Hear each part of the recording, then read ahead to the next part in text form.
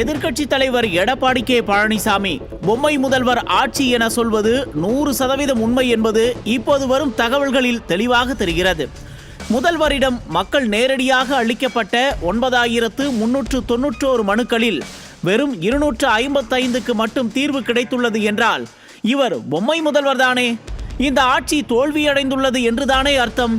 ஸ்டாலின் அரசின் செயலாக்கம் வெறும் 2.72% என மிக குறைந்த அளவிலேயே இருப்பது இந்த தகவல் மூலம் அம்பலமாகி இருக்கிறது.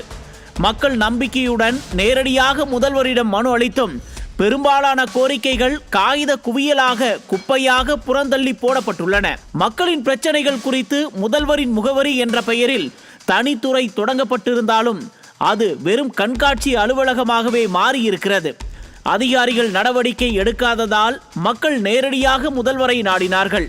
முதல்வரும் நடவடிக்கை எடுக்காததால் பொதுமக்களுக்கு ஏமாற்றமே எஞ்சியுள்ளது.